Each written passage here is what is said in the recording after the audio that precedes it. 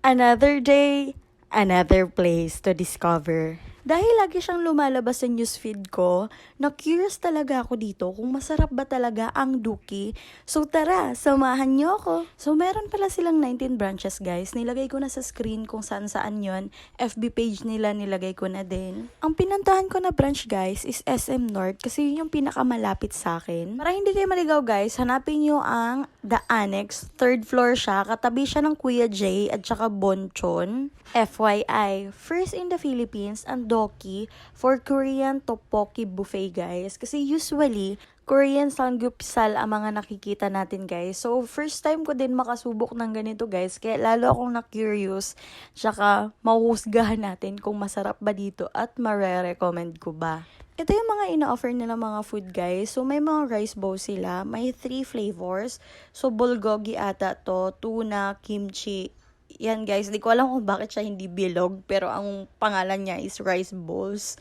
So, may 4 kinds of noodles sila. So, tanghon, Korean flat noodles, Chinese flat noodles, at saka ramen noodles. Duki hotdog, sweet potato, japchae, mga fresh fruits, meron din sila.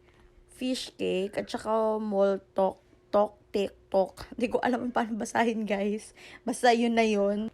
So, dito naman sa station na to, meron silang rice cake at saka fish cake. So, nakaka-amaze lang guys kasi ang cute-cute ng mga sizes ng mga rice cakes. Dito lang ako nakakita ng ganun guys at saka may laman yun sa loob yung iba. So, dito naman na station, more on seafood at saka veggies. Grabe, ang daming option talaga guys. So, ito naman yung sauces ng tteokbokki nyo. Kung hindi nyo alam kung paano mag-mix ng mga sauces guys, pwede naman kayo magtanong like me na hindi naman marunong at saka first time ko dito, may magtuturo naman sa inyo staff at saka tatanungin kayo kung ano yung prefer nyo, maanghang, matamis, maalat, creamy, cheesy, sila na bahala. So, kung gusto niyo naman mag-explore sa mga sauces nila guys, or nahiya kayo magtanong, so yan guys, may recipe sila, pili na lang kayo kung saan nyo gusto dyan. So, meron silang boiled egg, so corn. For seafood and veggies guys, yan yung ino-offer nila. For chicken station nila guys, meron silang 4 flavors. So, gangjong, di ko alam kung tama yung pagbasa guys. Puri, original, nakalimutan ko yung isa. So, meron din silang mandu at saka seaweed roll. Before ko palang makalimutan guys, may time limit pala dito. Strict sila sa time limit. 1 hour and 30 minutes or 2 hours. Nakalimutan ko guys, pero nandun lang yung ranging ng time limit nila. So, ito naman ang rice station guys. Ito, sweet potato at saka squid ball or fish ball ba yun. So, ito naman yung mga toppings ng rice. So, pipili ka na lang. May smoked ham, fish cake, pickle, radish, kimchi, cabbage, seaweed flakes, chopped carrots, corn. Yan guys, yan yung mga option nyo. Kinuha ko pala lahat guys para matikman ko. First time ko nga dito, hindi ako marunong paano yung sa sauces guys. So may lumapit sa akin na staff. So sabi nila, sila na lang daw yung mag-mix. So tinanong niya ako kung gusto ng creamy, sweet, maanghang. Sabi ko, maanghang na matamis-tamis kasi yun yung gusto ko. So, una ko palang tinikman guys, lasa siyang squid ball na fish ball, yung bilog. So, yan naman, sweet potato lang, naka-deep fry siya, tapos may coating lang siya na butter. So, yan naman, normal na fries yung lasa. So, next, parang kamote Q, ganun yung lasa niya. Gusto ko yun guys, yun yung favorite ko kasi mahilig ako sa kamote. So, next na kinuha ko guys is yung rice. So, may mga topping siya. Lahat guys nilagay ko dyan. Parang ano siya, bibim bowl. Ganun siya guys. So, for me, masarap. Gusto ko yung ganitong halo. Pero mas masarap siya guys. Paglagyan mo nung sauce sa pat, ang sarap. Ang sarap na combo. Yun yung nagustuhan ko. Yan, nilagyan ko na siya. Kasi gusto ko yung sauce na ginawa nila. Perfect for me. Napakabait pa ng staff. Tinulungan talaga ako.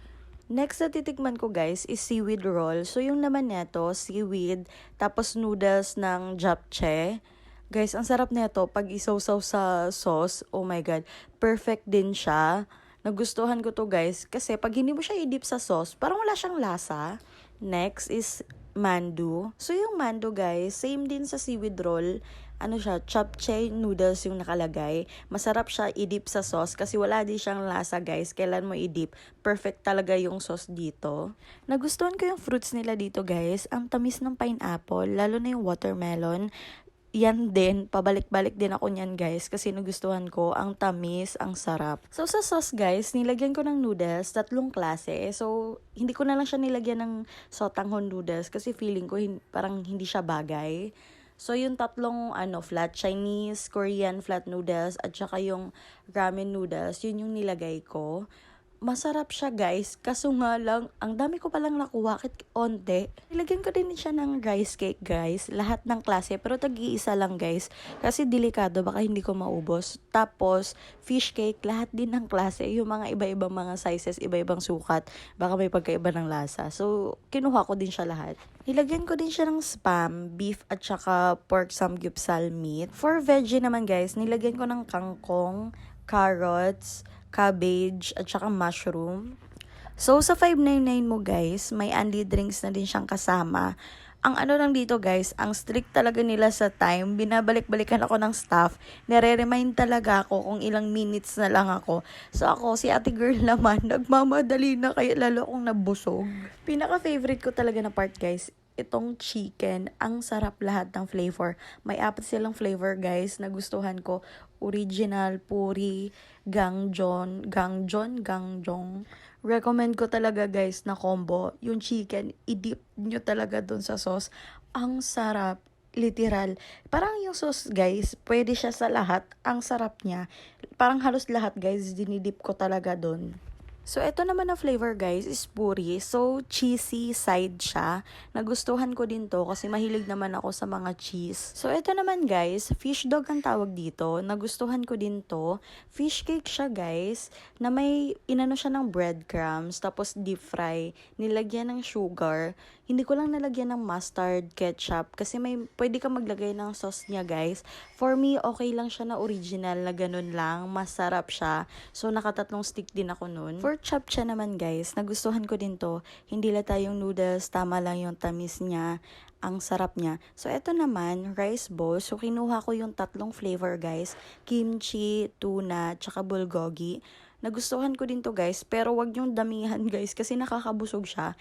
Ang sarap din nito pag i-dip nyo sa sauce. So, remind ko lang kayo guys, pag mag-isa lang kayo, like me na pumunta dyan mag-isa lang, wag nyo talagang damihan kasi ang strict nila sa leftover. May sukatan talaga sila guys.